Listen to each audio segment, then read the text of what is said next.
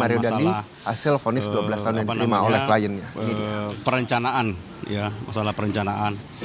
Bahwa kami tetap memiliki pemikiran bahwa perencanaan itu karena ini sangat berat pidananya ya, ancaman pidananya 12 tahun itu harus clear ya, membedakan mana memang rencana.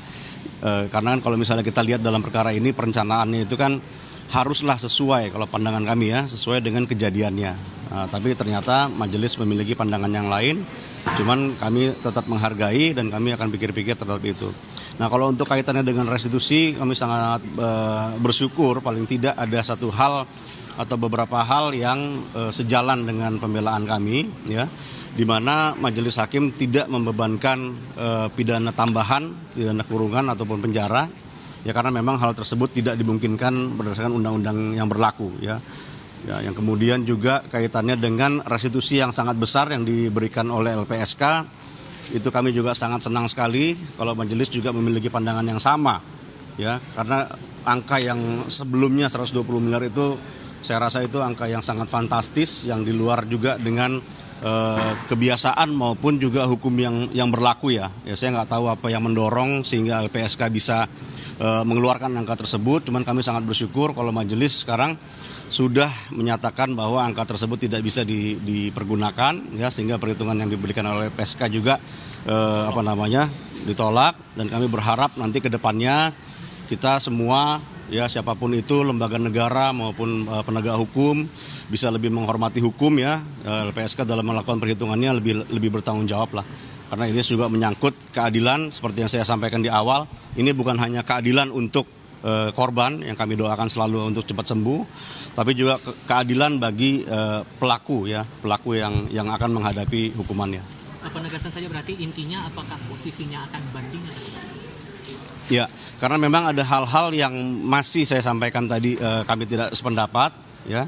Dalam 7 hari ini kami akan berkonsultasi terus dengan Mario terutama dan keluarganya, apakah akan menyikapinya dengan banding, ya, dengan perbedaan pendapat itu. Masih pikir-pikir.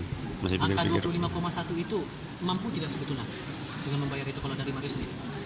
Ya, yang pertama sebagaimana kita ketahui bahwa Mario sekarang tidak bekerja, ya, dan tidak memiliki aset. Ada satu aset tadi yang memang akan dirampas, Rubicon mungkin. Selebihnya saya rasa tidak ada, ya. Saya rasa tidak ada, dan juga tidak ada pihak ketiga yang dibebankan. Itu juga sebenarnya sudah sesuai dengan hukum, ya.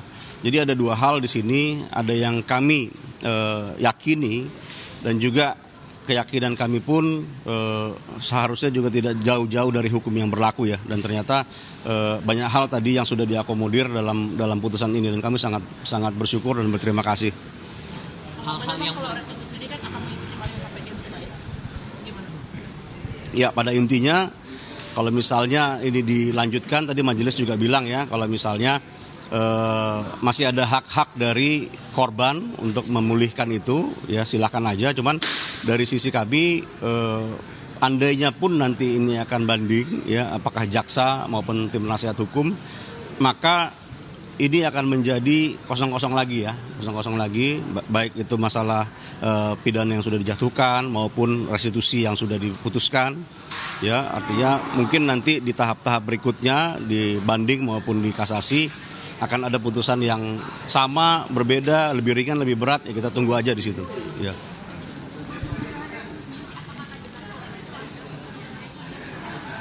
Ya, kalau untuk sampai mencakup ke keluarga, saya bisa sampaikan bahwa keluarganya pun sekarang sedang dalam proses hukum, ya, terhadap tindak pidana gratifikasi, sehingga semua aset dari keluarga ini juga sudah sama-sama kita ketahui sudah di-freeze semua, baik rekening maupun aset, sehingga apabila pun keluarganya mau gitu loh, ya, jawabannya mungkin akan dikaitkan dengan kemampuan juga, ya. Saya rasa dalam keadaan seperti ini keluarga sedang tidak mampu untuk melaksanakan mengganti restitusi itu. Dan pada akhirnya pun restitusi itu sekarang apabila nanti ada banding akan dipertimbangkan kembali, baik itu nanti di Pengadilan Tinggi maupun di Mahkamah Agung. Ya, jadi angkanya pun sebenarnya sampai saat ini belum fix, ya, belum fix. Ya.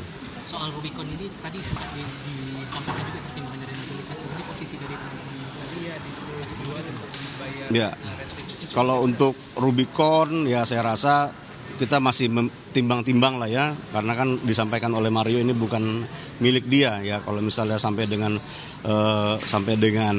itu harus dijual, apakah itu sesuai dengan hukum yang berlaku ya, tentunya nanti akan harus ada pengujian lain sampai dengan putusan ini nanti berkekuatan hukum tetap. Sampai tidak ada aspek meringankan, tadi tidak dikabulkan permohonan dari teman-teman di Pleidoy ataupun juga di Duplik, aspek meringankan masalah usianya yang masih muda, masih berpotensi untuk berubah, itu tidak dipertimbangkan oleh majelis hakim. Jadi itu juga akan masuk dalam nota banding nanti? Artinya untuk masuk dalam nota banding atau enggak, itu akan mengikuti nanti sikap kita ya, apakah banding atau tidak. Tapi yang pertama kami sampaikan itu adalah satu bagian yang tidak sesuai ya dengan apa yang kami sampaikan. Karena sebesar apapun ya perbuatan yang dilakukan oleh Mario itu tidak bisa menghilangkan fakta bahwa dia memang masih muda ya, dan masalah usia itu selalu dalam beberapa putusan yang sudah kita lewati atau kita dengar bersama itu selalu menjadi alasan yang meringankan ya, alasan yang meringankan. Tapi kalau misalnya di sini pun ternyata tidak dipertimbangkan sebagai alasan yang meringankan, ya saya hanya menyikapi itu sebagai perbedaan pendapat kami dengan majelis ya pada saat ini, dan kami harap nanti apabila nanti kami banding itu akan menjadi salah satu faktor yang dipertimbangkan sebagai hal yang meringankan, karena itu memang sudah tidak bisa dipungkiri lagi ya, sudah tidak dipungkiri lagi, termasuk Mario yang berterus terang baik itu dalam sikap di BAP dia disampaikan semua terbuka apa yang terjadi ya. Sampai detil-detil perkataannya yang pada saatnya dalam persidangan ini pun semua perkataan yang disampaikan itu yang menjadi dasar bagaimana pasal 355 perencanaan yang penganiayaan berat yang berencana itu bisa terbukti. Artinya kalau misalnya itu tidak, karena kan omongan-omongan itu kan hanya mereka yang tahu ya, tapi mereka Mario, saksi-saksi Shane semuanya menyampaikan apa adanya. Jadi keterbukaan, kejujuran juga saya rasa harus dinilai dengan, atau paling tidak dipertimbangkan lah sebagai suatu hal yang kooperatif, dan itu saya yakini sudah terjadi dalam kasus ini. Respon Mario tadi saat didengar putusannya tadi sama dengan tuntutan jaksa tadi ke teman-teman penasihat hukum? Ya, kami memang sudah diantisipasi bahwa yang terberat pun sudah saya sampaikan, kamu harus siap ya menghadapi ini semua, bahwa tidak akhir dari segalanya ya, karena ini memang masih ada proses hukum, yaitu masih ada banding, kasasi, dan peninjauan kembali. Dan kami tekankan kembali bahwa keadilan itu bukan hanya milik korban, tapi keadilan itu juga sedang kami cari sebagai penasihat hukum dan sebagai terdakwa di dalam perkara ini juga.